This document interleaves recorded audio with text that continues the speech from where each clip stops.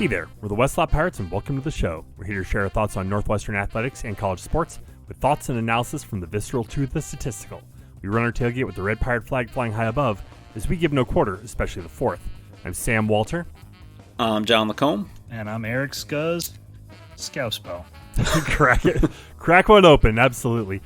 Okay, so just to jump off the top here, going into this season,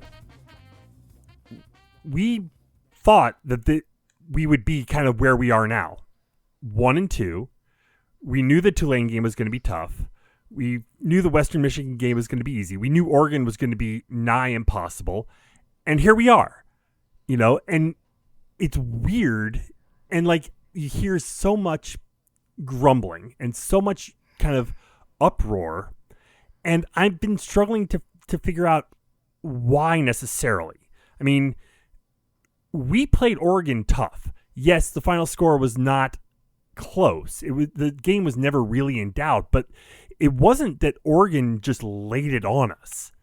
They were up 31-0 in the third quarter before they went to their second. There were signs of life. They were from us throughout that game. It became a boat race. Like they just one after the other. We couldn't get anything going, but it wasn't out of control until the second half. It was. I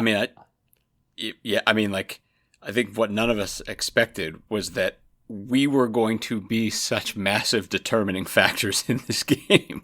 Hang on. Three of us, not right, the three of us, but we the Northwestern Wildcats. Yeah. But before we get into the game, I just kind of want to take your guys' temperature. This is kind of where we figured Northwestern would be after 3 games, 1 and 2, right? Yes and no. Yes and no. John, I'll let you go first. Yeah, I would agree. I mean, I'll see the floor to you, Scuzz, in a second. I think there's a lot that we hoped, and a lot that some stuff that has landed, some stuff that really hasn't landed. The offense, fronted by Preston Stone, has through 3 games been a real mess. Now we're going to go into that a lot, and there's a lot happening and a lot developing in positive ways. I'm speaking about the passing game here. That because that came out and laid such a colossal egg against Tulane, that's kind of colored everything so far, right? Because I think the feeling is, based on what our hopes were for where this offense would be at the start of the season, that's not that didn't deliver. You can look 3 games into the season, and this is, to Sam's point about those 3 games, and we'll talk about it in detail more, but where this passing game isn't yet where we want it to be. But when you compare game 1 and game 3, it becomes quickly clear that it was starting in a place way, way, way behind where we hoped it would be starting. And I think it has evolved since that point, but we all thought it was going to be better coming out of the gate. And that to me that's probably the thing that's negatively colored this start, that otherwise, Sam, like you said, is along the lines of probably what most people would have expected. Yeah, I'm in a similar spot in that, I've been thinking a lot over the last couple of days about my offensive preview and kind of my rundown of what we know to what we don't know. And I got number 1, the O-line looks awesome. They're transformed from last year. They look fantastic. 100%. I feel like I completely whiffed on number 2 about Preston Stone not being good. And yet he has played 7 quarters of not good looking football against playoff caliber defenses, and then looked all right in 5 quarters against non-playoff caliber defenses. And it is the 5th quarter being the 4th quarter against Oregon when they Oregon's pulled their backups. starters. Yeah. And so I find myself, it's funny that you asked temperature, Sam, because I find myself angry and wanting to fight everyone about everything because there's the people that are calling for us to go to the backup quarterback, which is, after last season and what happened last season, just one of the poorest takes I've heard, frankly. And then there's I'm angry at Lujan that we're not getting the Lujan that was Lujan before he came to Northwestern. And I don't know why that is. That there's probably a number of reasons for it, but like we were talking with some folks just, over the last 24 hours about it, like how little he's been disguising what he does on offense. Like that is precisely what Nate Tice called out about this dude and how much he liked him because of how much he disguised at South Dakota State. It's just like, I'm angry about that. I'm angry at the people that want to bench Stone. I'm also angry that like we can't get out of our own way and we keep making like endless mistakes. And so we're just like, it's mind-numbingly frustrating that this is year like 8 of this shit. I know it actually hasn't been 8 years, but it feels like that. And God, I long for the days when Clayton Thorson. That's the last time we felt really good year after year. And I thought we would be.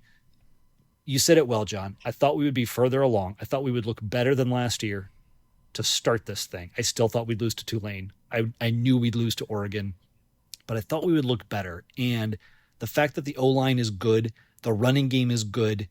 Even with the loss of Cam Porter, I mean, the running game has been solid. Right. Komolov, it looks awesome. And so like all those things combined is just kind of this maelstrom of like emotions, anxiety and angst.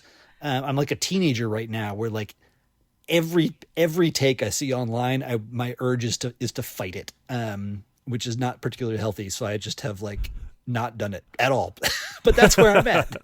I mean, in terms of positives, right? And this is the thing, because again, we all watched Michigan 55, Northwestern 3 last year. That game was certainly lurking out in the ether. And going into this game, I think a lot of people, like we covered by 7 points in this game. And going into this game, that possibility of like a 55-3 drubbing, a 50-0 drubbing, those possibilities were out there. And I know, especially after what Oregon did the week before to Oklahoma State. Right. I mean, and they beat a team 69-3. But isn't the better comp for this game? And I hear what you're trying to say is that was like the worst case scenario because Michigan last year was not good. Michigan last year was not even in the same stratosphere as Oregon 2025. Like the comp is Ohio State last year. We gave them a game and then shot ourselves in the foot over and over and over again. And what's funny, I bumped into one of my neighbors at the game, who also happened to have been at the Wrigley game last year. And the first thing he said to me was like, "What are you guys doing? Like you're doing like again, you're here, you're playing well, and then it's your mistakes over and over and over again that are sandbagging you. You like you're not going to win this game, but you'd be in it in a way that like not just covering like down 2 scores instead of 5." Right. And that I think was the thing, right? Is 100%. And I think even more so because really that punt, we had the bad snap, we had the punt, the snap on the punt, right?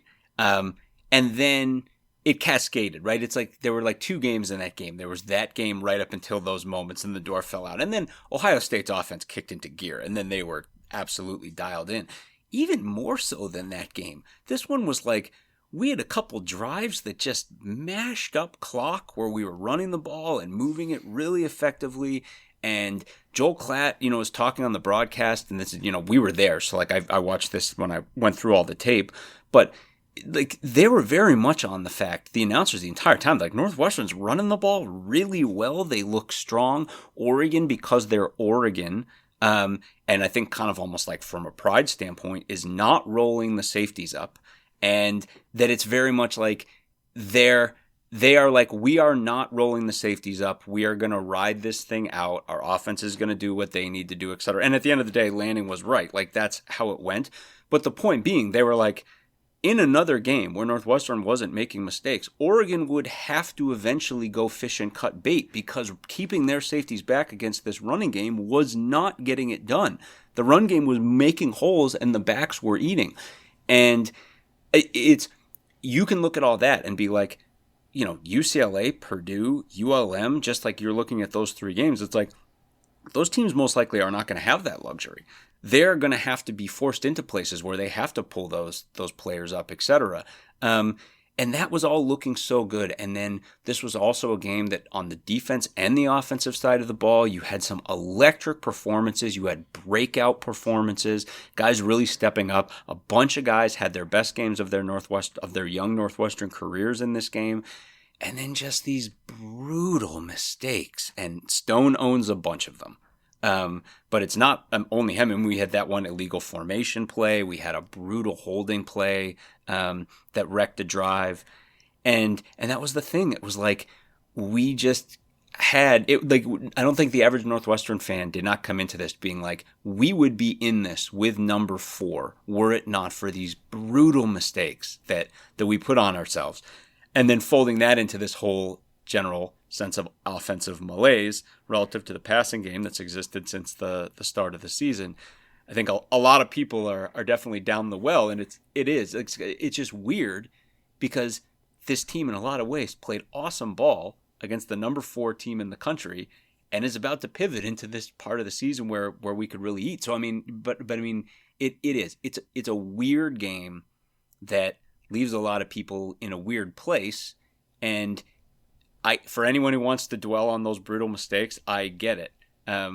There's just so much positive to talk about in this game too. Yeah. When I think the broader point, and we made it before this game. You'll hear us make it again tonight. Like, there's no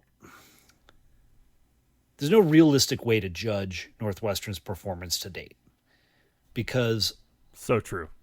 Like if you want to judge them to date and say, well, I expect Northwestern to be competing with the top of the top in FBS, and I expect Northwestern to be a well-formed enough program to not get blown out, to not make those mistakes, and to be in these games. Like if that is your opinion and your perspective about Northwestern football, like, cool, that's totally fine. And with that perspective, you can make the claim that this team is wet trash. The problem is that there's like 100 different reasons why holding Northwestern to that standard is not realistic, in my opinion. And I think there's a lot of other people that share that opinion, and a lot of the malaise and discontent in the fan base is just like, this has been going on for so long. When are we going to get out of this mess? And it is impossible for me to look at these last 3 games and grade it as anything other than an incomplete, because the teams that we've played are either so good or so bad. And until we get through the next 4 weeks, it is very hard to judge what this team actually is or could be. I think that's a really, like, if you can't stomach that, if that's too, like, if there are a lot of folks that were, I remember in the Randy Walker years, there are a lot of folks that like these blowouts. I cannot handle these blowouts. We are supposed to be competitive. We're supposed to be above this. Like, I would argue that the floor for Northwestern's football program didn't actually even get set during the Walker years. It wasn't until, Fitz's tenure that we started to get around an identity that for the most part, minus, a few examples we can all point to, like Northwestern got out of that blowout business. But that's not where this team is right now. And if that means you're out, like, cool, I get it. But realistic take is one where we're going to really understand what this team is over the next 4 weeks. And that's when we get to grade them.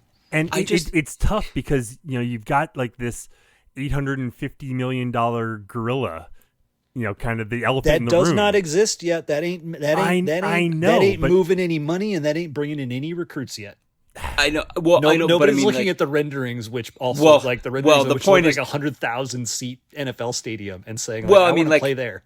But I think Sam's point is that, like, there's a lot of facilities and a lot of expectations that theoretically are coming with those facilities, right? Where it's like the idea is fair, yeah, facilities and luxury boxes that are trying to get sold, and et cetera, et cetera, et cetera. And again, that's none of our problems, but I mean, like, that stuff does. The idea that you're going to pony up for that right now with the product that's on the field is a large stretch of the imagination. Well, let's get into this though, because again, I'm like, so like let's circle around to the passing game in a little bit, because when everyone says that, what you mean is the passing game.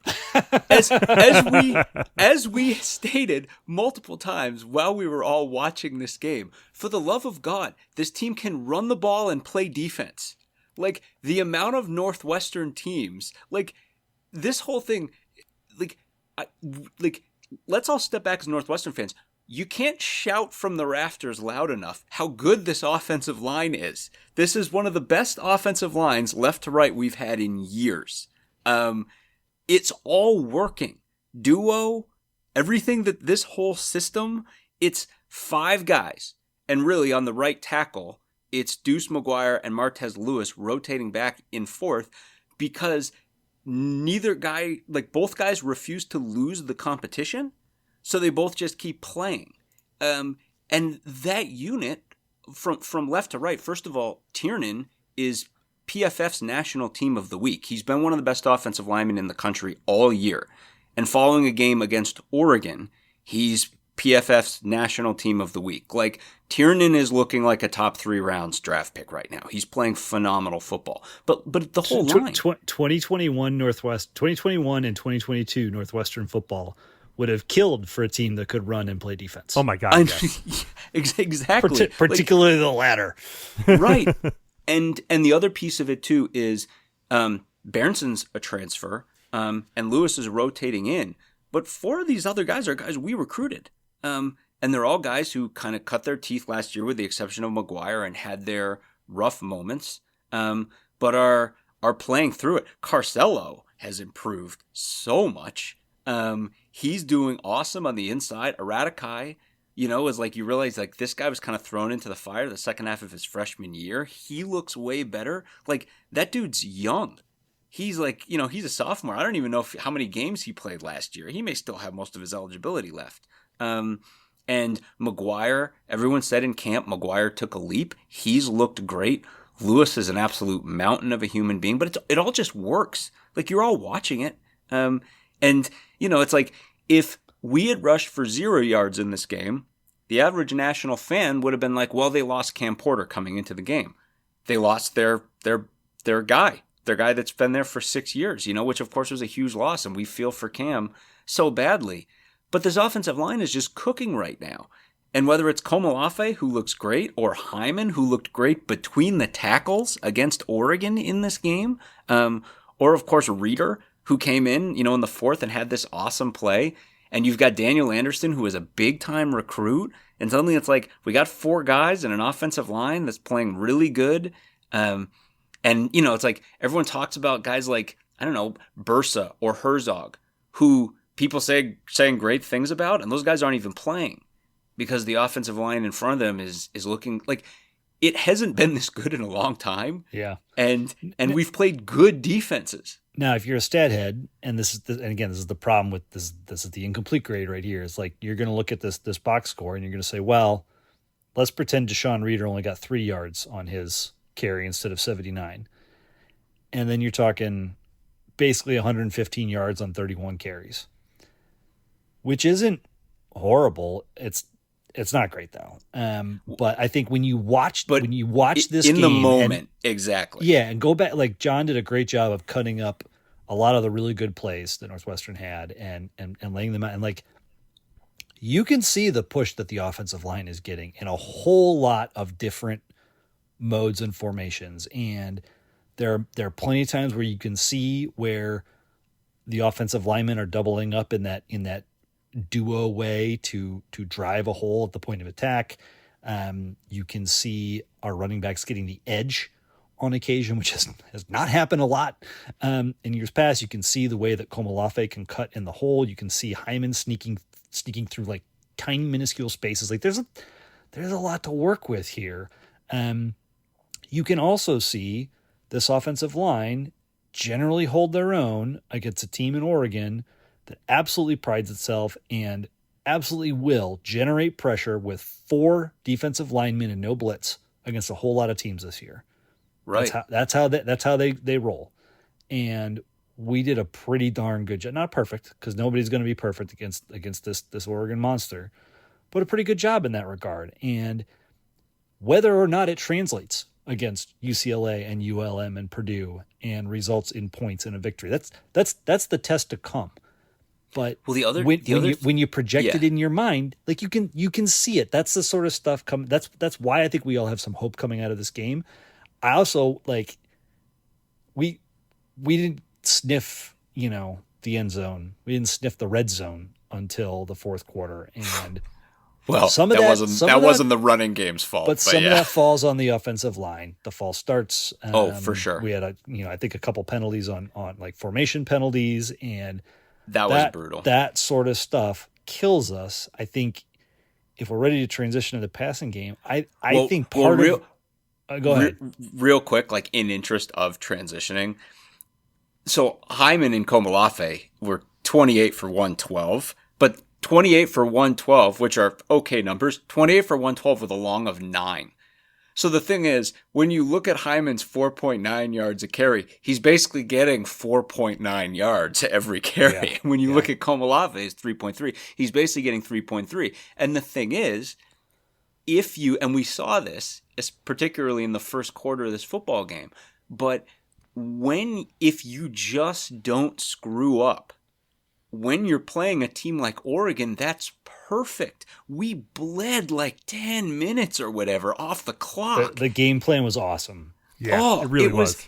It's like, this is perfect. Just slow it down like this and keep it in the mud. And if we just could have kept doing that, that would have been the thing. But the penalties, but then particularly the first three quarters of this football game, the pass game was a disaster. And here's the thing, like this is why I struggle with the just go to Ryan Bowe or just run it all the time, or like unlike we ran 37 for 178. Like, you're not going to see us run much more than that in a football game. The balance is pretty good. We were running the ball a lot, and like minus the 3rd and 1 where we threw it, much like to great disastrous effect.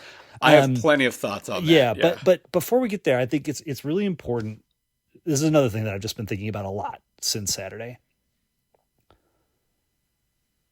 Unlike our last two offensive coordinators, I mean, you can quibble with a lot of things that have gone on with Lujan, but it is pretty apparent to me through these first 3 games this year, and even looking at last year and how things played out last year, this offensive coordinator understands that we have to pass to have an effective offense in 2025 college football. You cannot win games in college football right now running it on 90% of your offensive plays. It does not work anymore. And part of the reason is what John, you just articulated. It's great when you can have 16 play drives that go for a touchdown, 18 play drives that go for a touchdown, bleeding all the clock away, dominating time of possession, etc. For a bunch of college guys, especially guys that are bouncing, across schools, you got freshmen, all these other sorts of things, a lot of moving parts. It's also early in the season. There's weather. Reminded these kids are age 18 to 22. Like, it is very difficult to consistently execute play after play after play after play on those kind of long drives. This is why explosiveness in college football is the name of the game today. Yep. And this offensive coordinator understands that. Preston Stone understands that. That's why they keep throwing, why they're trying to figure this thing out. If we just turtle shelled and flip to I'm gonna use what the Solid Verbal says all the time, to a pickleball offense, which is what we saw for years and years and years at this school. Right. Yeah, the outcome isn't 34-14. The outcome then is like 50-0, because you don't get the explosive plays if you're not going for it on occasion. And for so many years of the Mick McCall era, that was the thing that made us insane. So it is. And I kind of want to there are two different things going on here. And I kind of want to rip off the Band-Aid and talk about the Preston Stone badness of it for like just to get this in, because obviously like the pitchforks are out right now, and we're well aware. I mean, Scuzz has been talking about it at length. I kind of want to just get into the muck, because then there's like a huge thing that we've kind of talked about it before, but really need everyone to be aware of like the kind of what's going on here. But like, first of all, like Stone throwing over the middle in this game was just a disaster. The throw. So I mean, on that first interception, Oregon absolutely interfered with the receiver. If Oregon doesn't interfere with the receiver, the football very possibly hits the Oregon defender, because the ball was high and it was behind. And on that fourth down play, after the controversial 3rd-and-1 play, on that fourth down play, Amarazi ran on that deep post, and the throw was high and behind him. There was a throw to Covey that was forced into triple coverage that could have been picked off as well. And the throw to Hyman for the second interception was just brutal. It was a play where the entire middle of the field was wide open. Hyman had a huge speed mismatch on the linebacker, but the linebacker just gambled that Stone was going to feed it right to a particular spot at a particular time, and that's exactly what Stone did. All of those things are really bad, okay? I hasten to add, though, and this is like, I encourage you all to go back and listen to anything we have ever said about Preston Stone since the second we found out we were getting Preston Stone. It's not like Preston Stone's ever been great at these things, okay? Throwing over the middle didn't have anything to do with him being an all-conference football player in 2023. This guy goes over the top. That's his thing. Now, there's a difference between not being particularly adept at something and being an absolute mess, like what was going on in this game. But this guy's whole thing is going over the top. We put all these stats up today of like, as of right now, he has thrown 3 completed deep balls on the season. At SMU, he bettered his season performance in deep balls in a single game 6 times while he was at SMU.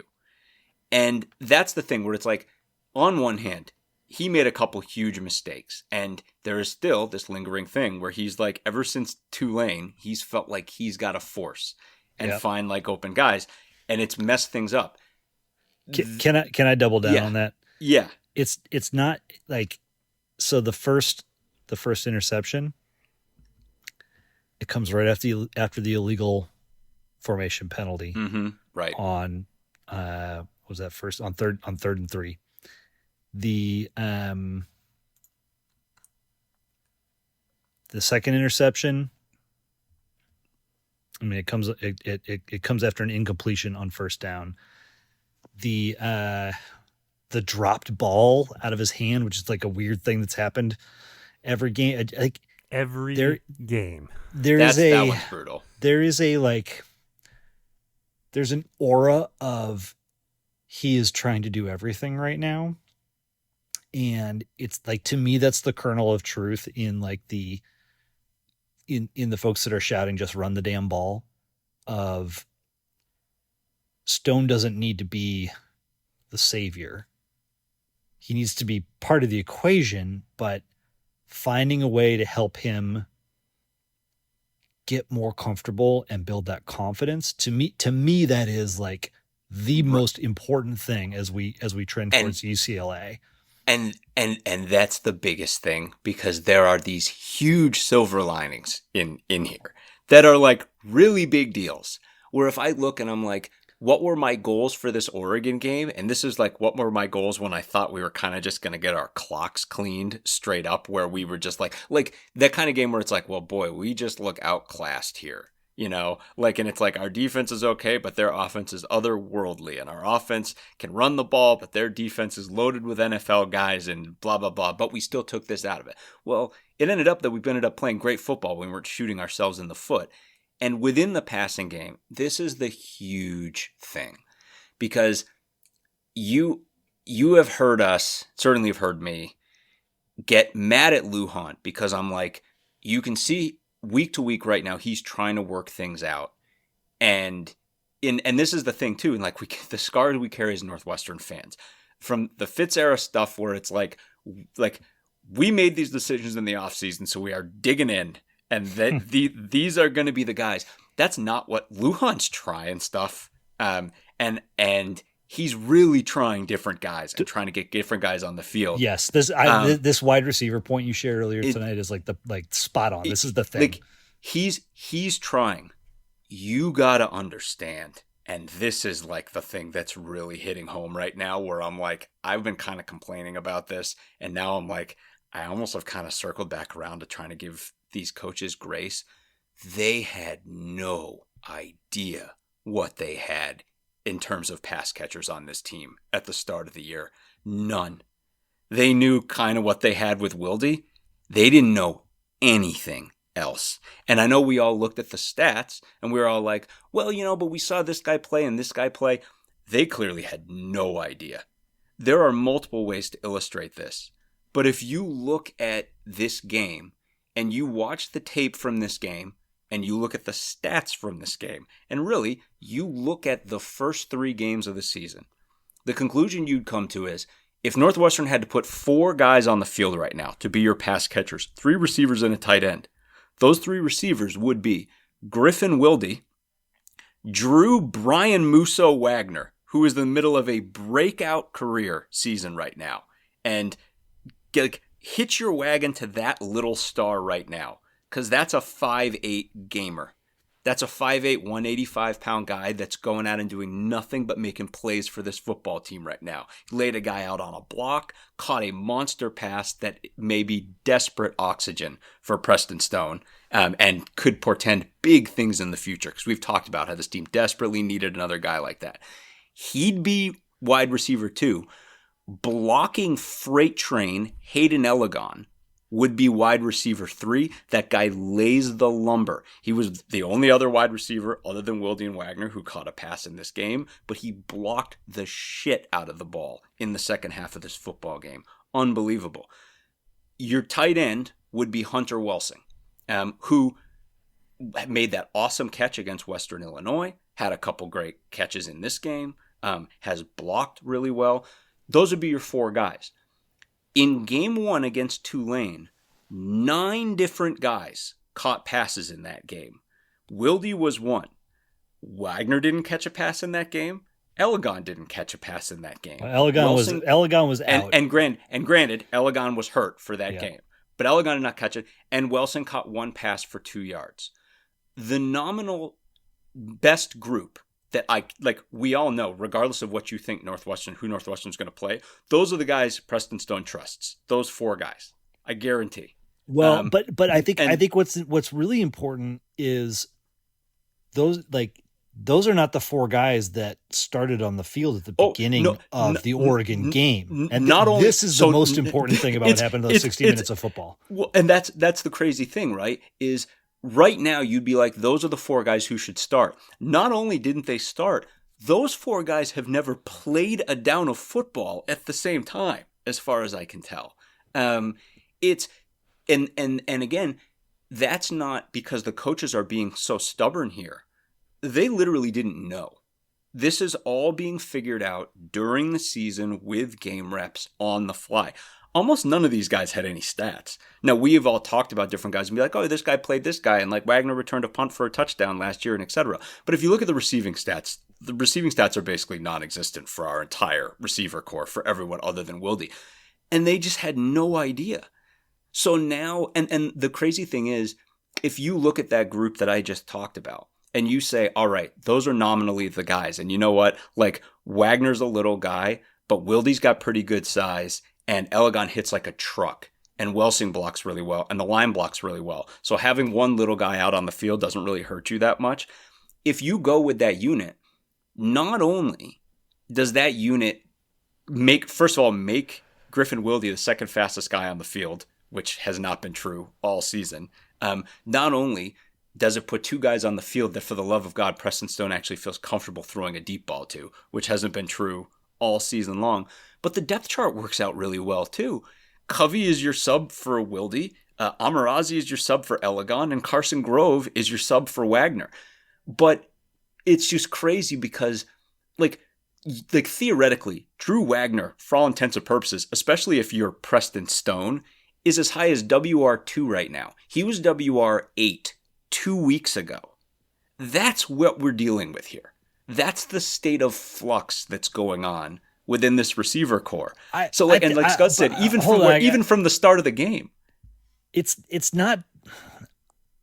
You're talking about it as if it's kind of like all up in the air. I like by the end of the Oregon game, those were the three guys that were taking the snaps, right? And right. so it like it's important to. I think it's important to emphasize like. This has been a progression that we are seeing in the tape that they are figuring out who can be the right guys on the field to give the quarterback confidence, to help the quarterback feel comfortable. We talk all the time in our summer previews for every single team that's turning over QB and bringing in all these different receivers, bringing in all sorts of offensive line transfers, and the thing we always say is like, can these guys gel? They have no continuity right now. They have no experience playing with each other. That is a really important thing in football when you're trying to throw a large oblong object multiple yards down the field for somebody else to catch. You've got to have a connection. And it takes time to figure that out. Look at some of the other teams like Minnesota. Like the big receiver transfer from Nebraska is nowhere to be seen on Minnesota's depth chart.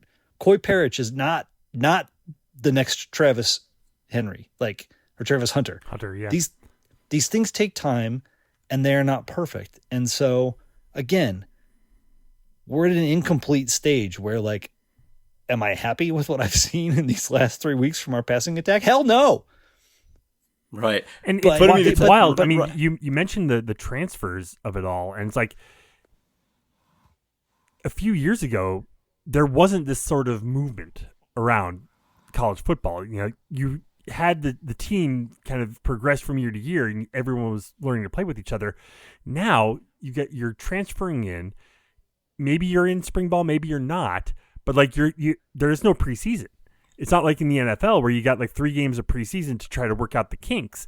That just doesn't exist in college football. So, we're trying to figure this out on the fly because that's what you have to do. And you're seeing that across college football. And it's important 100%. It's really important that nobody hears this as the Westside Pirates are just making excuses for shitty play.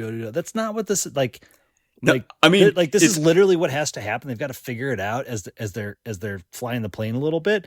But believe you me, if they don't have it figured out by UCLA in Game 4, which by the way, Game 4 in 2023, the Ben Bryant year, that was Minnesota, right? UCLA. This is the litmus test, guys. A week and a half from right now, that is the litmus test. Well, if that doesn't go well, you're going to hear a very different tone from us. Oh yeah. Well, and the thing too, it's like this whole thing with Stone. Everything that Sam said about coming in, it's like him coming in being like, so who am I throwing to over the top? Because I throw over the top, and you can see now Northwestern's like, we're gonna try some, and he's like, well, who am I going to? At the same time, there's a lot of coaching staffs that figured out by week 1 who to throw over to the top 2. And so there is some, for sure. there is the slate for Braun and Lujan, et cetera, is not right. Even if things hit in 2 weeks, we're not giving them an A+. They're still, they're still B- territory.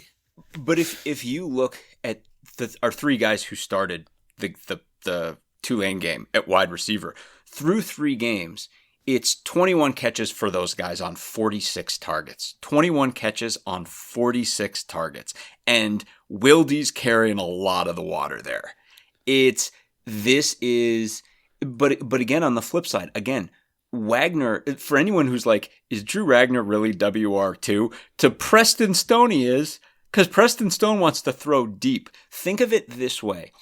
That ball to Wagner traveled 49. I love when people are like, Stone underthrew that ball. That's a moonshot. That ball traveled 49 yards in the air. That's a jump ball. You're throwing it down there because Wagner had his man beat. If you look at the SMU tape for Preston Stone, it's just that.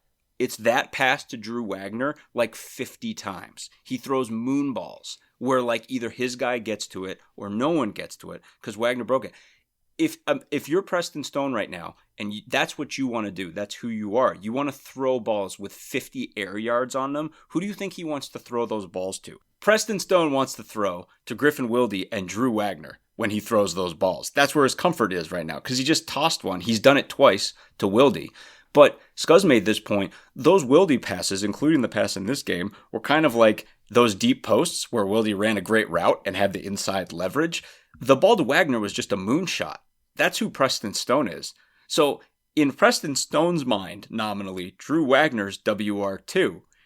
And Drew Wagner started the season WR8 at best. But if you're like, well, why Drew Wagner start the season WR8? Because he's 5'8", 185 pounds, and he had no stats coming into this season. That's where we are right now. So I think the big thing relative to Stone, right, is this forcing, this I have to do. It's be like, buddy, we kind of have some answers now. Like, if you want to throw it deep, put it where only your guy can get to it. You have two pretty good options to do that now. You've got a tight end release valve who you trust. You've seen him make great catches for you. Hyman, you can just put the ball in his hands and he'll do whatever. And then all the rest of that receiver rotation can block. Elegon has looked the best. He looked like a freight train blocking in this game. And be like, and your line's doing good work for you and the backs are doing good work for you, dude. Don't force it. But again, it's like he felt like he had to 2 weeks ago. So now we kind of have to be like, nope, like, okay, we're starting to figure this out. And this is where the UCLA piece comes in, where you're like, okay, like, take a deep breath. We figured a lot of things out. The best quarter of your Northwestern career was the fourth quarter of the Oregon game, where you didn't make any mistakes. You created 70 yards of total offense and you threw a moonshot that was completed. So it's like, now, like, your offensive line, your run game, and your defense are about to give you a lot of help. Continue figuring out the pass game, and like we can be going places here. Well, I want to go back to the question we got from Trey Essex midway through to say he was asking us a question is not really categorizing it the right way, but like the comment from Essex midway through the Tulane game of like, what is this? No. Trey Essex goes to the Westlaw Pirates for all of his football wisdom. Oh my God. It's not like this is somebody who played over a decade in the NFL. He comes to us to answer his question. Oh man. Anyway, the point of his comment, right, of like, what is the identity? What are we doing? And in that moment, it was a very appropriate question. And I think for all of the mistakes, for all of the, shooting ourselves in the foot, et cetera, that happened during Oregon, like, the identity was clear, and it's trying to get over the top. You saw a couple of plays early on in that very first drive where we tried to stretch Oregon vertically. Oh God, Joseph Hyman had a linebacker got lined up on a linebacker and had him beat. That was another thing. Lujan sent Hyman deep twice. Early. Yes. Yeah. One of them was on a wide receiver pass trick play that I did not love. Although it was less horrible than every trick play that Bajaki had ever called. Fair. But the identity has come around, and I think so optimist, pessimist, right? The optimist perspective right now is, hey, they have had to focus all their energy on getting this intra-team continuity and connectivity and camaraderie in place so that these guys can play together, to figure out who are the right guys to have in the right places, what are the plays that are working, how do we make Preston Stone comfortable, how do we get these basic concepts in place. Now, with that in place and playing like less daunting, insane, talented teams, we can start to make hay. That's the optimist perspective.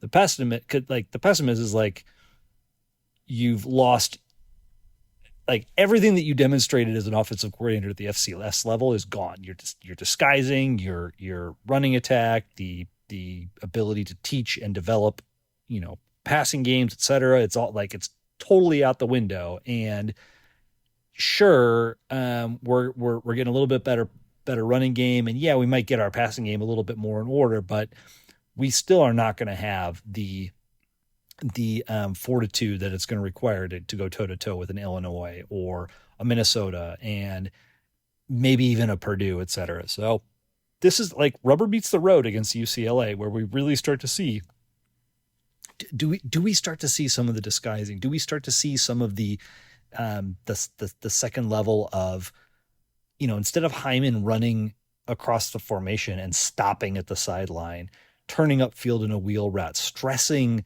the defense in critical ways, stretching them horizontally, stretching them vertically. Like there were glimpses of it against Oregon. We're still not getting the full Monty as we would like to see, but that's, I don't know. I think there are two very distinct roads going forward, and I think the crossroads is in 10 days. I do want to talk about the defense. I was about to say, yeah. Yeah, I mean, we talked about the offense. I mean, the defense, I mean, they were great. They were solid. Like, they were great. For anyone who's like, well, you have to factor again, our yes, the finals, people say, the final score. This was not a like 2 plays and their scoring is like not. It wasn't explosive. They weren't blowing it. It was just we couldn't do anything offensively. They kept scoring. They're friggin' Oregon.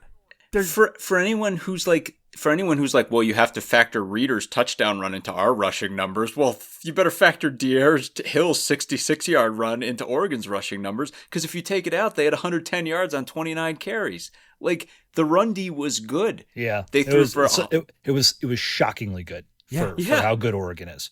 Right, and the thing is, Oregon pass protects unbelievably well, and Moore is sick.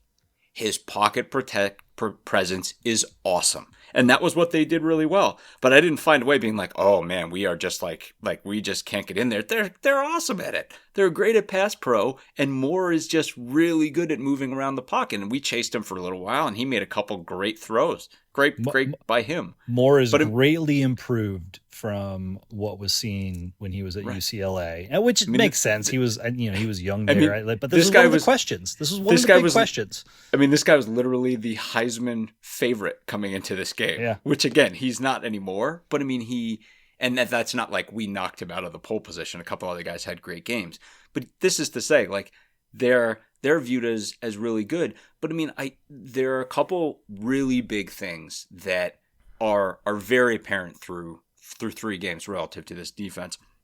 And honestly, one of them is the single thing that I was worried the most about. We talked about like this weight gain for these guys. All this talk about like, well, Anto Saka's like, his stats aren't really there. Dude. Yeah, but the stats, he and Hubbard, those guys are controlling the line of scrimmage at a level they did not control the line of scrimmage at like last year. What? And right now, Northwestern's rotating those 2 guys, Richie Haggerty and Michael Kilbane, through the end, and it's working.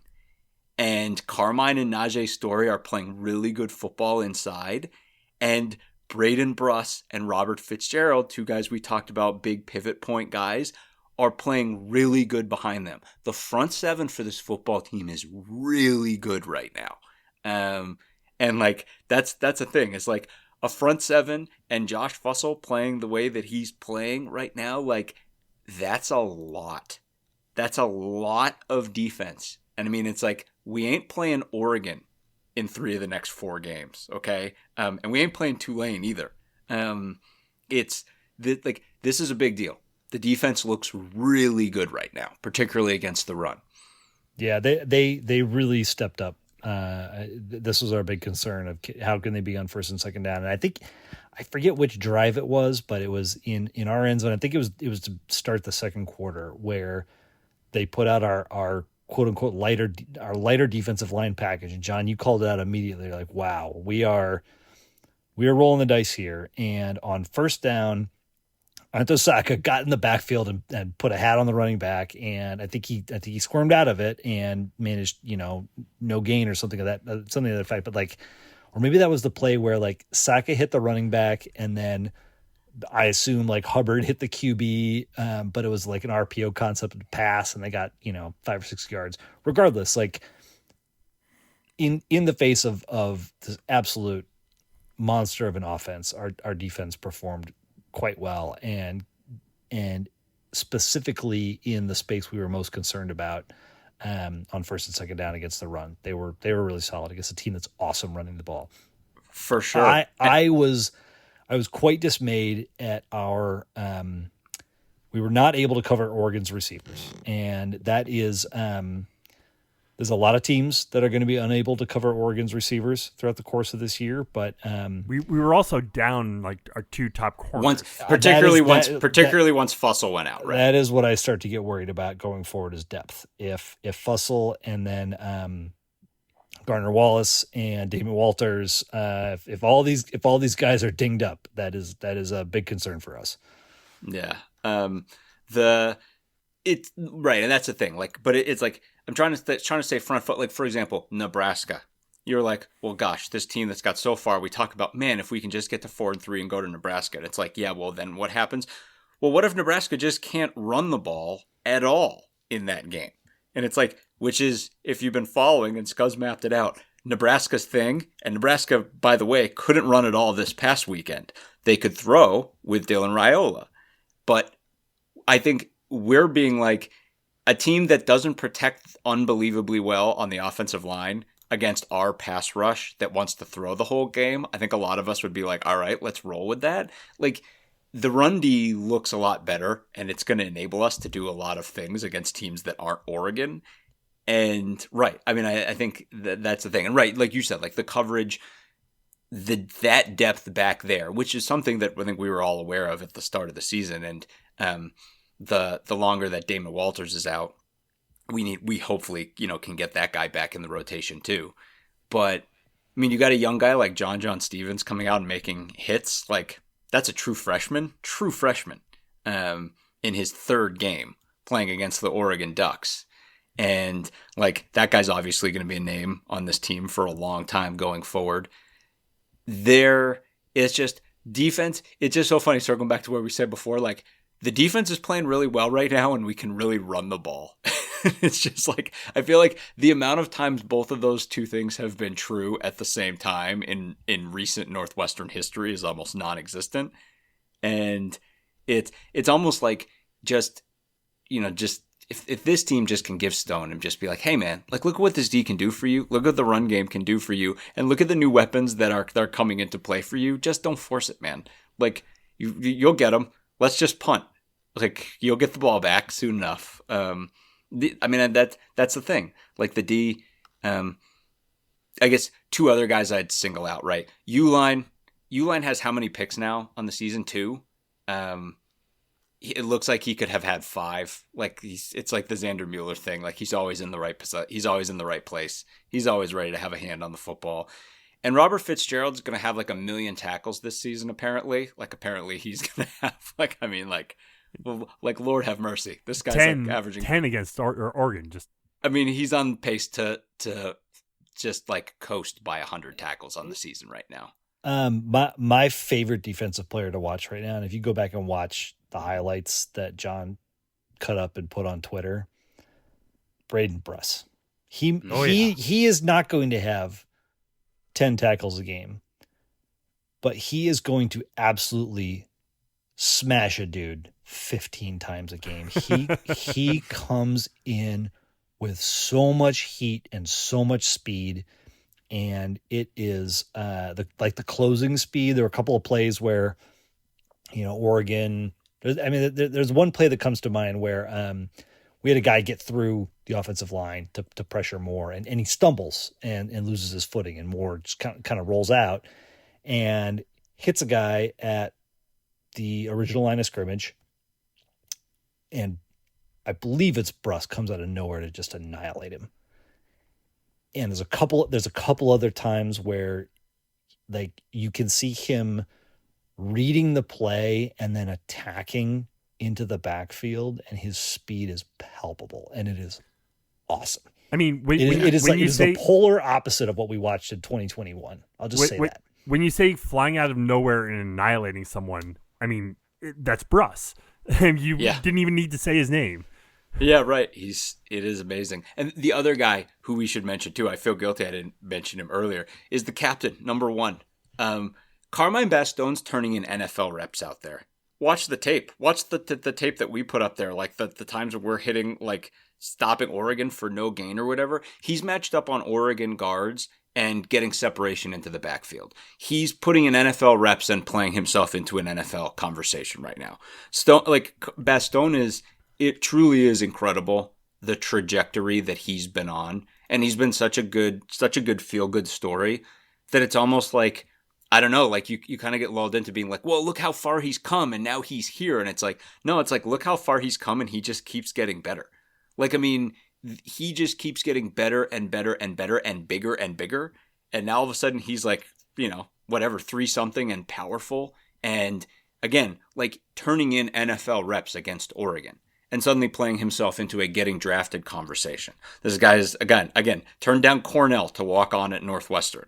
And, we're not quite in Austin Carr country here, but this is someone who could not be making more of the opportunity. And with him next to Story, those guys are controlling the line of scrimmage in this defensive line. I mean, there is so much positive here for this team right now. And there'd be other times where it'd be like, oh man, there's so much positive and you can see pieces of what the past game could be, but god damn it, now we have to play blank and blank and blank. Nope. We're about to play a bunch of bad football teams now. And starting with this UCLA team. Yeah, so I do want to move on. I mean, we obviously we're into our bye week, and I think it's a perfect time to have a bye week. Honestly, thank God. Yeah, yep. It's you've got 3 games of tape. We got everything that we've talked about thus far, and now you can start to really get into the nitty gritties and make some of those changes. Hopefully, you can get some people healthy. Just thinking of making changes indeed. Yeah, well, I mean, when you talk about making changes, that kind of leads perfectly into our upcoming opponent, UCLA, who will be debuting a brand new head coach after they let Deshaun Foster go after their miserable start. And that's even putting it mildly. I mean, to call UCLA's start miserable is just, I mean, it was atrocious. They got hammered by Utah. They, lost to UNLV and then got just stomped by New Mexico at home. At home. Yeah. Yeah. I mean, if it had been in New Mexico, then he might have gotten Lane Kiffin and just left on the tarmac. But they were already home. There are basically 2 teams in the country who certainly have proud football traditions in UCLA and Virginia Tech that absolutely quit on their coaches through 3 weeks. And both of those coaches were fired for the bye week, Brent Pry and Deshaun Foster. I mean, UCLA is, it's funny because, right, like next week, we'll probably take stock of the conference more, but at UCLA, no one thought they'd be this bad. I mean, not even close. I mean, it's in every way, whatever the lowest range of their expectations on both sides of the ball were, they've landed on those expectations. Like they're a dumpster fire. And now it's not only that they're playing without a coach, but theoretically, and this may happen, it may not happen. There are interesting wrinkles here. The transfer portal's open for any of these guys. Any of these guys, if they want to, can transfer out of this football program right now. And if they have a red shirt available to them, they can take their red shirt because UCLA's only played 3 games, even if those guys have played in all 3 of those football games. UCLA, like us, is on the quarter system. So there really aren't many schools academically that match up for guys who want to do that. Northwestern is one of those schools. But I mean, and who's to say what will happen with any of this? But I mean, it's all to say, this is what the team we're about to play is dealing with right now. Like, these are the straits UCLA football is in. It is interesting. Like, Nico hasn't been horrible. 3 TDs, 3 picks. But beyond that, his stats are relatively similar to what they were at Tennessee. And, maybe he's not running the ball as much. It does seem like he doesn't have as much around him. But, I like when I briefly look at UCLA across these 3 games, like what just stands out is the defense. The defense can't get off the field. 431 yards a game allowed. Yeah. Yep. Like, so this is when I say this is the litmus test for our offense. This is it. We have to show up in a massive way. Because if the offense doesn't show up, this team has players on the other side of the ball. And they only scored 10 points against New Mexico, yes, but they were a lot more dynamic against UNLV. And we can't take this for granted. We have to absolutely smash this game out of the park. Well, that's the thing too, is like, I think a lot of people, it's amazing. This goes to everything we've already talked about in this pod, but there's so many people who are like, if they don't beat UCLA, that's it. And I'm like, I agree. Yeah, pretty much. I also think there's a good chance we're going to pound UCLA in this football game. Like, and beware, by the way, because like, Vegas is going to know that too. And when you see this line, don't be surprised by how much we're going to be favored by in this football game. And that's the thing, is right. Absolutely. There should be the expectations. It's like you've had 3 games to figure this out, Lujan. We think you have figured some things out, despite how clear it is how little you had things in the passing game figured out at the start of the season. Well, now here's UCLA. But again, too, like, again, keep coming back. That's the passing game. The running game, this Northwestern offensive line that looks as good as any Northwestern offensive line in recent history has played 2 very good defenses. Now they're going to play a horrible defense. And with running, I mean, like the line wants to eat. Like, they want to run. Like, they're not scared of this defense. They want to power up. They're probably thinking, we want 200 rush yards in this game. So, like, go get it. Let's steamroll this team. Like, let's just kick their ass. If you or a loved one is seriously injured by someone else's negligence, hire Kent Simpson of the Simpson Law Group. After over a decade prosecuting murder cases in Chicago, Simpson opened his own firm focused on wrongful death and personal injury cases. He specializes in car, truck, motorcycle, boat, and other transportation accidents, as well as construction accidents, medical negligence, slip and falls, product liability, and more. Millions recovered for clients. No fee unless he wins. The Simpson Law Group. Compassion, empathy, and vigorous advocacy. Go to simpsonlawgroup.com or call 312-332-2107 for a free consultation, and go Cats. So yeah, we'll definitely kind of talk more about that next week as we come back from our bye week. Real quick, I do want to zip through the rest of the conference, the rest of the country, just kind of get a sense of where we are coming through week 3.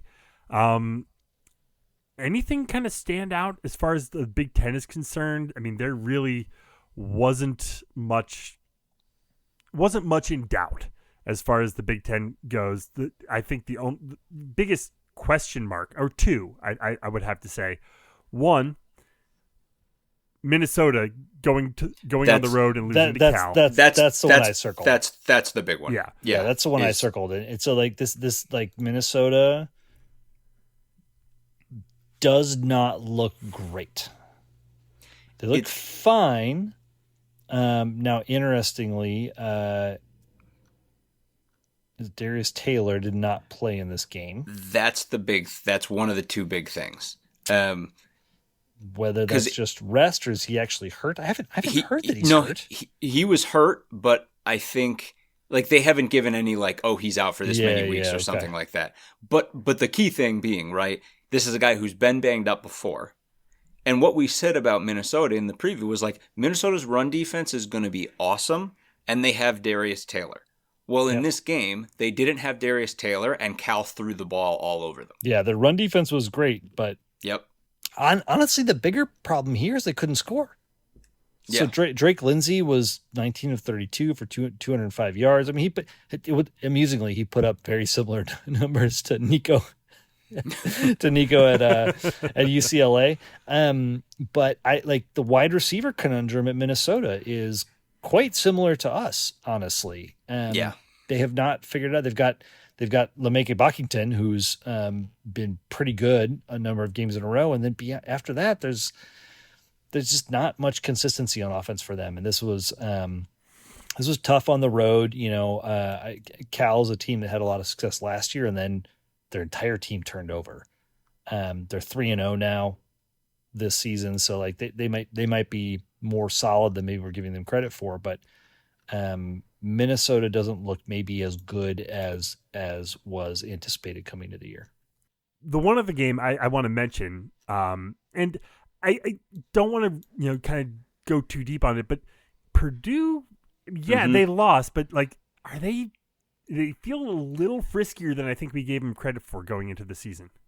So my thing on that is Purdue has the ability to throw a little bit. They've made that clear. Brown has had a couple good days throwing the ball. Again, against not great defensive competition. Purdue has not faced a good defense yet this year. And USC, remember, USC's bad on defense. Purdue scored 17 points in this game. I would say the other piece of this, though, is Purdue. I mean, USC kind of looked lethargic in this football game. And I mean, there was a pretty massive weather delay going into it. Right. So, I mean, right. Not to make excuses, but that is something to keep in mind. Cross country travel. Well, that too. too. I think the kind of takeaway is I would say Purdue's defense is I think it's probably better than their defense was last year. Now, is it good? No.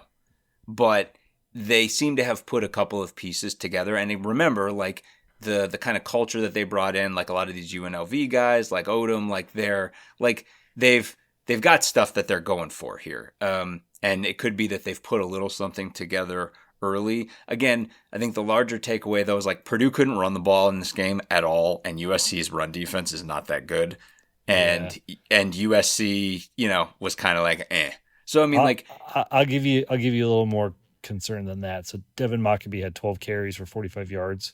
Right. He went for well over 100 against Southern Illinois the week before, but against Ball State in week 1, and granted it was a 31-0 victory, so they probably pulled him, but 14 carries for 60 yards, right. He just is not looking like the Devin Mockabee of a couple years ago, and if he's not the Devin Mockabee of a couple years ago, I just don't see this Purdue offense doing more than it did last year. I mean, they're gonna run into the same problem where teams can shut down Mockabee and they don't have enough on the other end. Like, if you can pressure Ryan Brown, right, which we can. He threw 3 picks in this game, I might add. Right. Yeah. I mean, again, like I would say right now, Purdue, I expect to be the 3 best of Purdue, UCLA, and ULM, but not by a lot. And another way to flip this too is USC has amply proven that they're capable of turning in shitty football games. They made that clear last season, and they were quite lethargic in this game, weather and travel, etc. And it's like they don't look like. Let's put it this way: they ain't Oregon. And yeah, we have to go out to play them on the West Coast, but it's an interesting one. It makes me feel a little worse about Purdue, but it also makes me feel a little better about USC. Like I said, there wasn't really much else to mention as far as in the conference goes. There's one other thing we got to just call out and just keep ourselves honest, because we were pretty critical last couple weeks. Heisman Trophy winner Luke Altmaier. No, I was going to say okay. Mark. I was going to say Mark Gronowski had a decent game. Sure. It was against UMass, but 16 of 24 for 179, 2 TDs. Like he had a very reasonable / good game against UMass, and we'll see where we go from there with Gronowski. Yeah, I mean, UMass is not good, but no. your point is made. The other thing too is, again, it was just Towson, but Malik Washington Mania is alive and well in Maryland. They have their guy, that's for sure. And Aiden Childs looked pretty damn good for Michigan State as well. That's a team that definitely is looking better than I think I gave him credit for going in. Yeah, both of those teams. I would not have expected to be saying this, but I'm not upset that we don't have either of those 2 teams on our schedule. Malik Washington outplaying Heisman Trophy candidate Luke Altmaier today. Candidate, winner. They've already engraved his name on the statue. Illinois is a great football team right now, and it sucks. They just are. Screw them. Hey, but look at Wisconsin. Yeah. So you got that. This weekend is going to be very interesting for Illinois, but it is. Is this Illinois, Indiana? Is that what it is. I want to talk about that in just a sec, but before we move off of week 3, just a couple games, and maybe more than a couple games, but there was some action. When when I got home from the game against Oregon, it was pretty much just in time to kind of catch the end of Georgia Tennessee and oh my God. And then later on the Texas A&M Notre Dame game, which both insane. And Georgia Tech Clemson as well. I mean, college kickers / placeholders / yeah. Where do you guys want to start on this? I defer to all of you. Wild football that happened.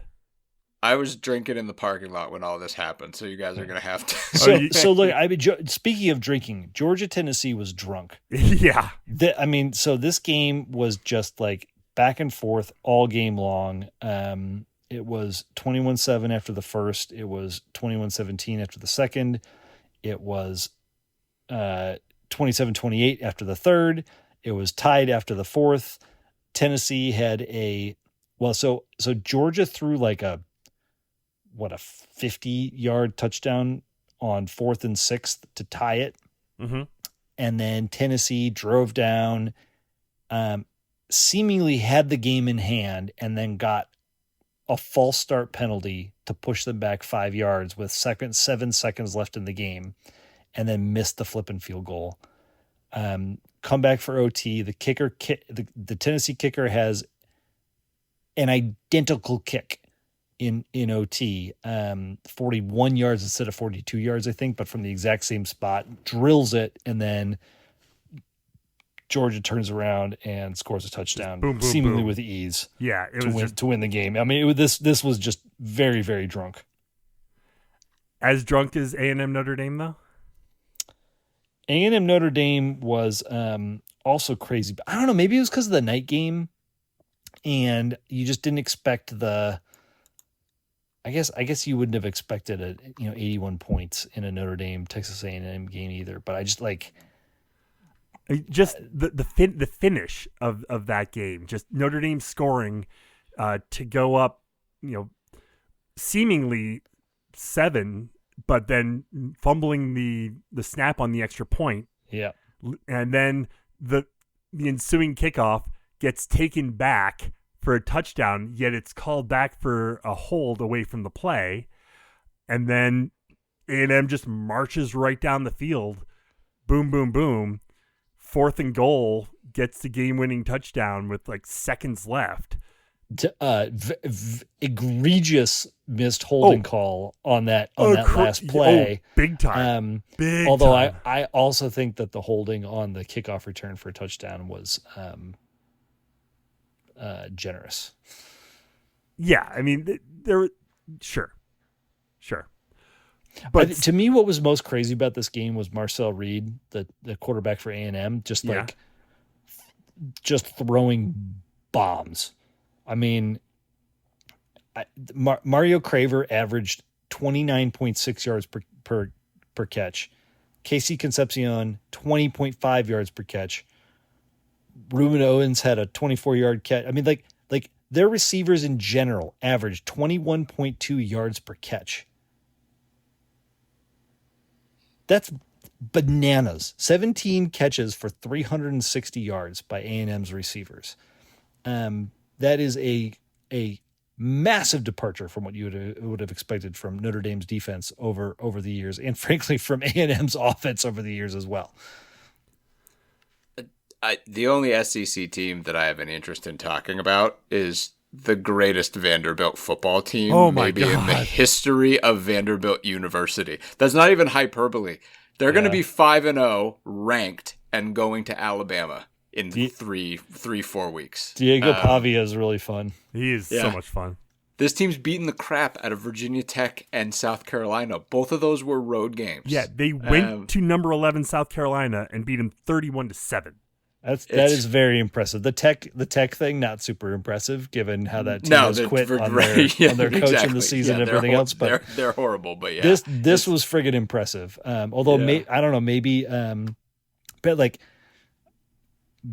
Beamer's name is already coming up in the Virginia Tech conversations. Of course, you just gotta impossible wonder. not to. Yeah, right. Yeah.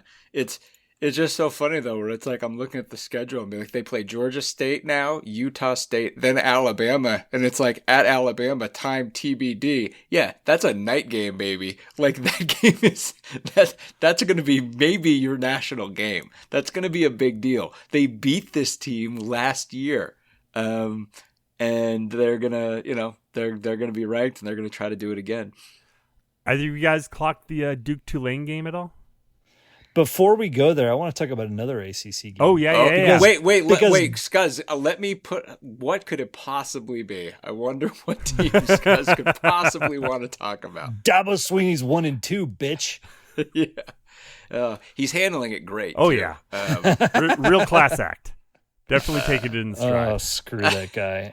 Georgia Tech knocks off Clemson. But you saw the way they did that too, right? No, 55-yard field goal. 55-yard field goal in a fire drill. Yeah, right? Fire drill field goal to win the game. No timeouts. Amazing. Like their special teams is they run a play. They're 55 yards out. The clock is running. They sprint the special teams on, get the snap down, drilled a 55-yarder to win the game. Just awesome. So cool. Yeah. Now it was tied at the time. Yeah. So like there's a little less pressure on you that like if you don't hit it, you're going to OT, but still freaking awesome. I mean, like Tennessee had this opportunity and muffed it. So yeah.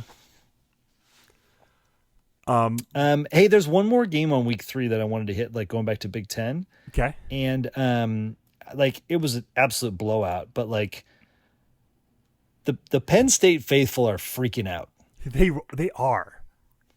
And it's funny because Penn State has won their 3 games thus far this year, 52-6, 34-0, and 46-11. But they've played nobody, and they've started slow, I guess, in each game. Wait, and hang on. Are you telling me that Drew Aller may not be the best quarterback since Joe Theismann?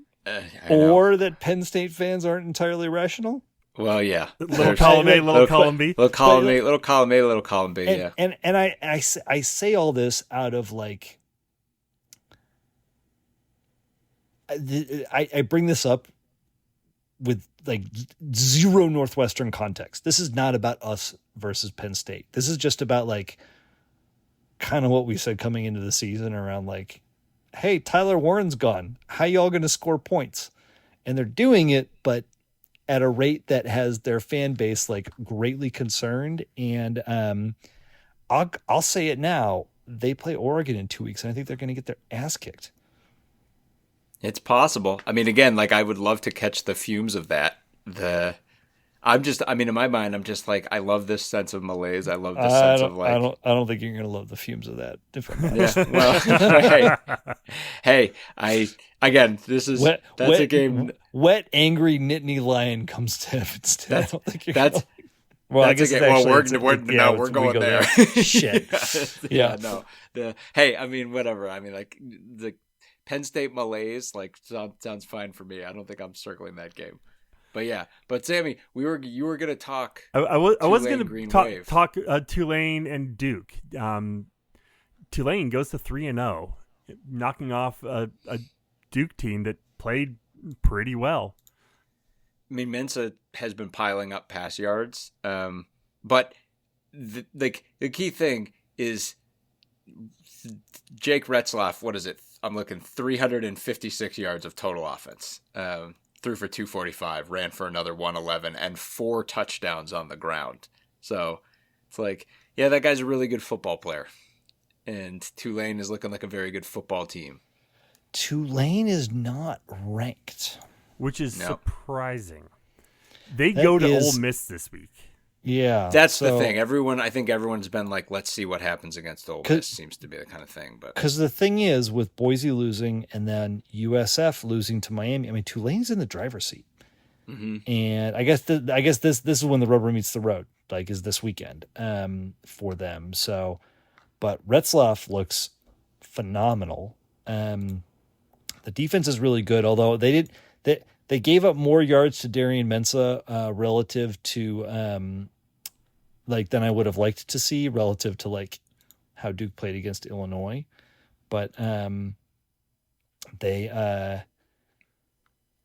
and this game was relatively close. Now Duke scored 11 points in the fourth quarter to make it close. Tulane was in the driver's seat going into the fourth, up 31-16. But it'll be really interesting to see them play this weekend. But yeah, hey, if they beat Ole Miss, and I mean, again, not the cart before the horse, but yeah, I think Tulane's in pretty good. If you look at their conference too, North Texas, Navy, and Memphis look like the other three best teams in the conference. They don't play Navy or North Texas in the regular season. They have a big November 7th date at Memphis. But beyond that, Army's not good this year. I mean, they have that Tarleton State loss. So Tulane can lose that Ole Miss game, and if they don't lose it bad, they can, winning out is a very strong possibility. So it's important to note Retzlaff had his best game of the year, and like reminder, this dude showed up on campus 4 weeks before the season started. He threw for 245 against Duke and ran for 111 and 4 TDs. Yeah, that is significantly more output than he's had in any of his 3 games to date. And it looks like he's starting to come into his own. Average 10.7 yards per attempt against what is, maybe not a great, but is a solid Duke defense. So, I think by season's end,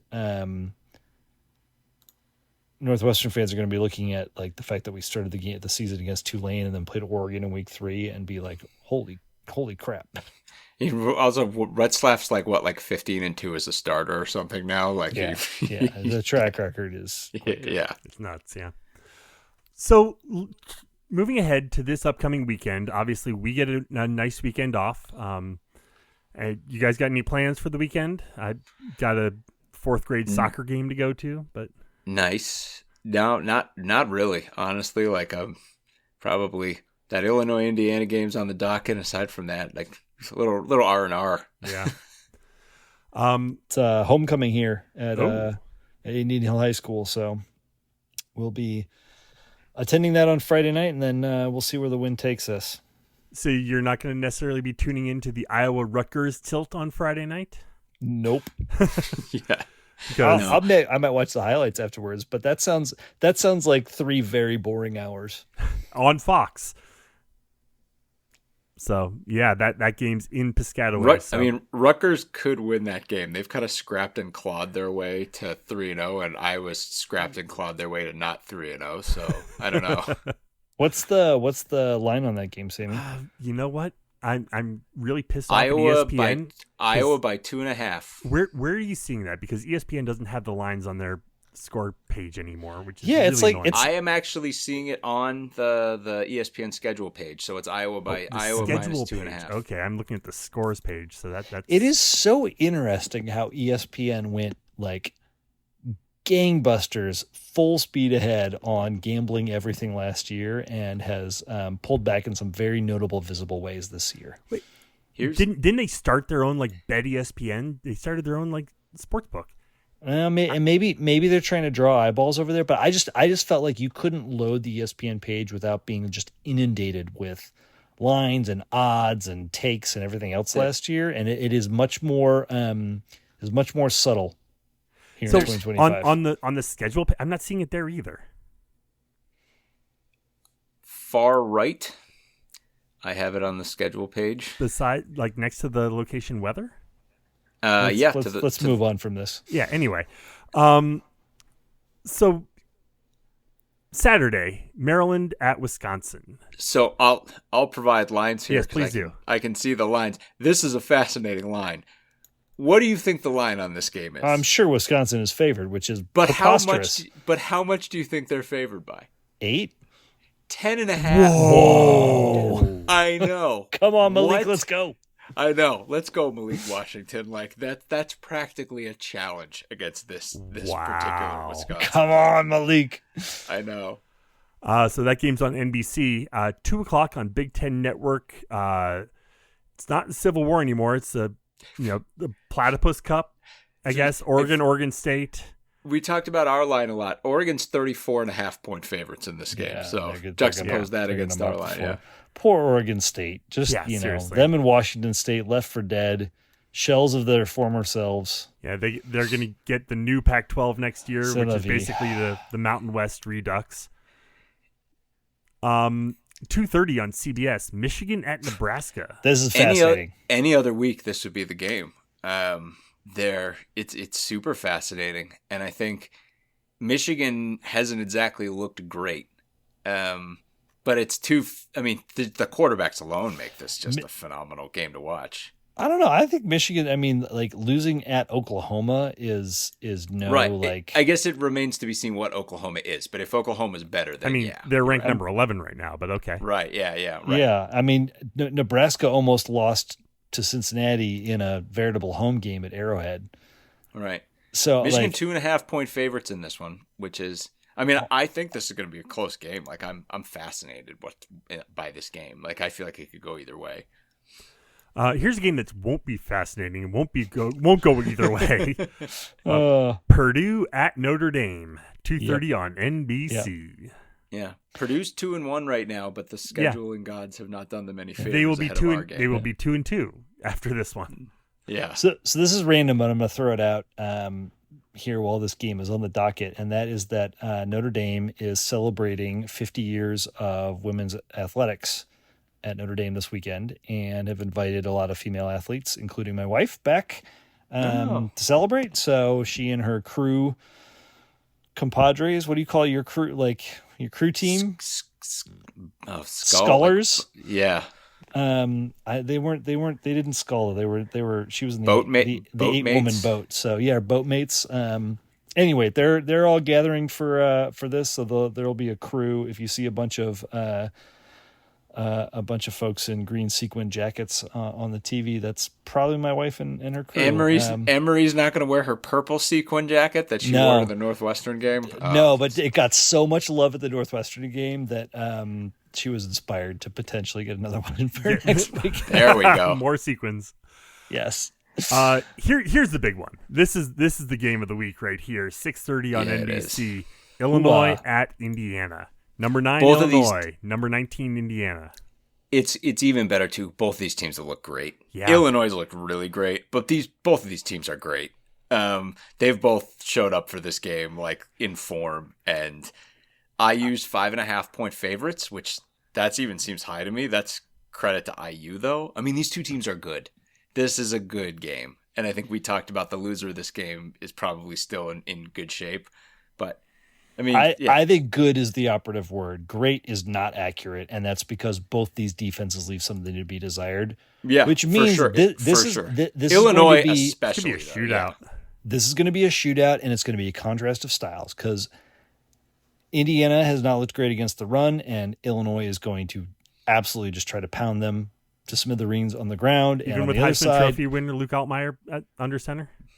Yes. And on the other side, Indiana is going to throw for 1 trillion yards, and this one's going to be really fun.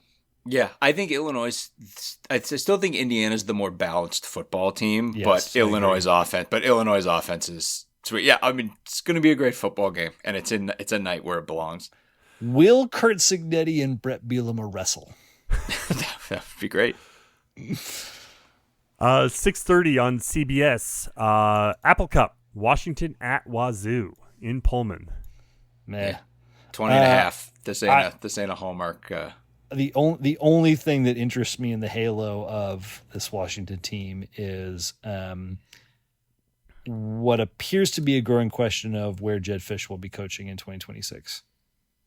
And because it won't be at Washington? Is that the... Well, there's a lot of scuttle about Florida and a number of other spots. So we'll see. And then a Big Ten After Dark on Fox, 10 p.m. This is a game we specifically highlighted in the Michigan State preview as the exact kind of game that Aiden Childs could go, and this would be a game everyone was talking about coming out of this weekend. Aiden Childs has done nothing to pour water on that. and neither will this line. What do you think the line is? What do you think USC's favored by in this game? Michigan State USC at night in LA. I think USC is at least a 14-point favorite. 18.5. Oh my God. Wow. It's Malik Washington and Aiden Childs are being openly baited to throw for millions of yards this weekend. I don't usually pull for Sparty, but let's go Sparty. Sure. I know. Why not? I know. Ooh, Spartans, Trojans. Yeah. Have they played a conference game yet? No, they have not. Let's go. Yeah, I know. Go ahead, Michigan State. First Trojan War. A conquest of antiquity in the Colosseum. Yeah. Whoa, Nelly. Who's going to bring the big wooden horse out? Yeah, that's right. It's exactly. I'll tell you. By definition, that would be USC that would bring out the big road. I was going to say that. I'll tell you who's being Trojan horsed right into that stadium, and it's Aiden Childs, and they're letting him right in with an 18.5-point line. Wow. Other game, I mean, Texas Tech Utah is number 17 Texas Tech at number 16 Utah. That's 11 o'clock on Fox. That'll be a fun one.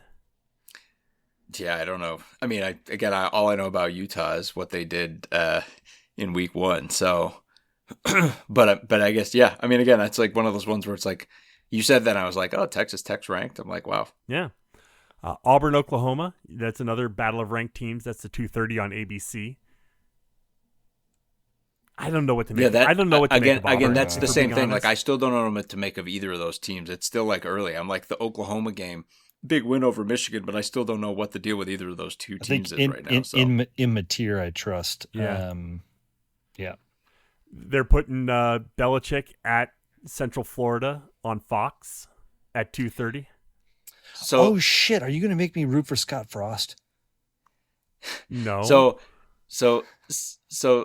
Oh no, I'm getting these confused. Never mind. Forget what I said here. All right. What do you guys make of the game day to Miami for the Florida Miami? Feels like they didn't. I mean, they couldn't go back to Oklahoma, right? Right. Wait, were they at Michigan, Oklahoma? Yes. Last week. Yes, they were. Yeah. Mm-hmm. So they couldn't go back to Oklahoma. I guess they didn't want to go to Utah. Illinois, Indiana's the obvious choice. Fox, I don't know why. So Fox, Big Noon Sunday is at Utah this week. Yeah, and when they went to Indiana last year, so I wonder if maybe they didn't want to do that. And they don't have the game. That's an NBC game, so they're not usually big fans of schlocky the network instead of exactly. South Carolina at Mizzou. That could have been a good one. Yeah, could have been. I mean, I guess maybe you want to save Mizzou, but South Carolina, South Carolina lost. Yeah, but you probably want to save USC. You probably want to save, even though that's on Fox. You probably want to save Mizzou for other. Michigan, Nebraska was probably in play, but they're not both ranked. Also, that's probably want to save ESPN. Nebraska. You definitely don't want to go to Notre Dame. Yeah. But here's the thing: is that they always go somewhere where it's like they always go to Notre Dame at some point, or they always go somewhere. They went to SEC territory all the flipping time when SEC was owned by CBS. So like I just don't buy that. Like if they are making their choices based on network alone, they're being myopic. I mean, it is the network going to their own network's games. Yeah. And honestly, like, great job creating the death knell for game day. Because the whole point of game day is to go to the biggest game. If you're not going to go to the biggest game, what's the point? And, Miami is, I mean, that's not the best atmosphere for game day. I mean, it's.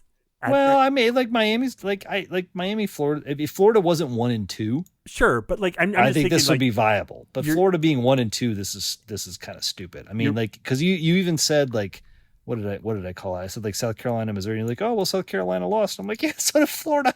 Yeah. So before we go, we would be highly remiss if we didn't talk about the field hockey continuing their run, 6-0 now, picking up wins at Louisville and then against Miami, Ohio. That Louisville game, oh my goodness, down 1-0 late. No Ashley Sessa after a dubious red card. Dubious at best. Yeah, at the Boston College game. So she had to miss the Louisville game.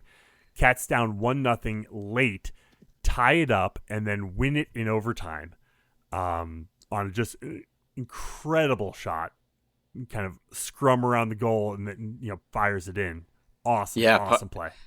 Yeah, Piper Boers to tie it, Grace Schultz to win it. I mean, it's again, it was one of those games where they were trailing. They were without Sessa. They knew that there was the kind of thing where it's this team that hasn't given up any goals all season, and then they finally give up a goal and find themselves trailing, and dug down and trailing to Louisville in Louisville. And find a way to win and tie it late. I mean, it's one of those ones where you kind of come out and the takeaway is like, oh man, like this team just has it, like that's just a winning team. That's just your number one team winning. And then come back on Sunday. With Sessa back on the floor. And I was going to say, it wasn't Miami of Ohio who poked the Ashley Sessa bear, but Miami of Ohio paid the price for it. Ashley Sessa came back 2 goals. I think it's at least 2 assists, and just absolute dominant performance. And and Miami of Ohio was number 20, and Northwestern rolled them. Cats are at Delaware on Friday. Catch that game on YouTube. Interesting. Catch it on YouTube. Oh, sweet. And then at Villanova on Sunday before they make their home opener debut on September 26th, Friday afternoon against Indiana. So that'll be good times. Anything else? Yeah, No, go ahead. No. Go. No. Go ahead and right. do exactly what you were going to do. Anything else to mention before we get out of here tonight, guys? I got to make a quick clapback. Yes. Just something from earlier. Did Dabo really say, quote, if Clemson's tired of winning, send me on my way? Oh my God, did he really? He did indeed. I'm still waiting for this goddamn MFer to retire because that's what he said he would do if they ever started paying players. Get out, Dabo. Get out. It'll never. Clemson's not done losing this season, and Scuzzy's going to enjoy every single second of it. I will say, shouts to, it was another awesome tailgate. It was hilarious. Just a couple funny tailgate stories. Like we showed up, everyone showed up in the morning when it was an absolute hurricane in the parking lot. Everyone showed up in their cars. It was already raining. We got our, the tent set up. Then it started pouring, and we were kind of just parked in there with a couple of random people. At one point, Dom D'Antonio and Ben Rather were both underneath the tent with us, using their ample height to help push up on the tent and clear all the water that was accumulating under there. But it was kind of like a bunch of people sort of wanted to hang out. Then our friend with Young Numb alums, Katie, showed up. They were right next to us in a tent. They had the flaps on the side of their tent trying to keep the whole thing from blowing away. And we all just kind of rode it out and enjoyed that. But then the weather cleared up. We had shouts a ton to Kilt Guy. Shouts to Jeff. Yeah, Jeff, the Kilt Guy, is a lot of, as you would all know, in the tailgate sphere, who was just sitting while everyone else was in their cars in the pouring rain, was just right out there and being fired up his tunes, just sitting in the rain. It was awesome. And we broke out a brand new Westlot Pirates flag this week that is just like the t-shirts and just like the logo for all of you who know that. And almost I was so afraid because there was lightning that we weren't going to get to put the flagpole up, but the weather system passed and we had a great tailgate. And then on the way out, a couple great people met us on the walk out. Before even heading out, shout outs to Dan Rubenstein, Solid Verbal, come by with some delicious cookies. Yeah, he brought cookies and they were great. That was awesome. My kid thanked him by hitting him in the face with a foam football. Spilling the beer. And then a couple fans of the pod met us on the way out who were in from Baltimore, and I think I actually saw the shirts and were like, "Hey, the Westlot Pirates," and were firing questions at us and wanted to talk football and come back to the tailgate, and hung out for a long time, and it was just great. It's just the kind of stuff we love. It's the whole tailgate atmosphere. It's everything we're looking forward to against UCLA in a couple of weeks, but it's been a blast so far. Absolutely. And Scuzz, great to see you again. Second game in a row, and it's 2 out of 3, right? I got one more in the chamber, One boys. more. Let's go. I'll be Let's there do for it. UCLA. Papa Scuzz will be in tow. Looking forward to it. Can't wait. Awesome. Well, we'll go ahead and leave it there for tonight. Head to our website, westlawpirates.com, where you can leave comments and questions. Find us on Facebook, Twitter, Instagram, Blue Sky, YouTube, at Westlaw Pirates. You can always email us, westlawpirates@gmail.com. Tune in next time as we give our visceral and statistical views on Northwestern athletics, and look for us in the West Tech lot of Martin Stadium flying the red pirate flag, because we give no quarter, especially the fourth. For John Lacombe and Eric Scasbo, I'm Sam Walter. Thanks so much for listening. We'll see you next time.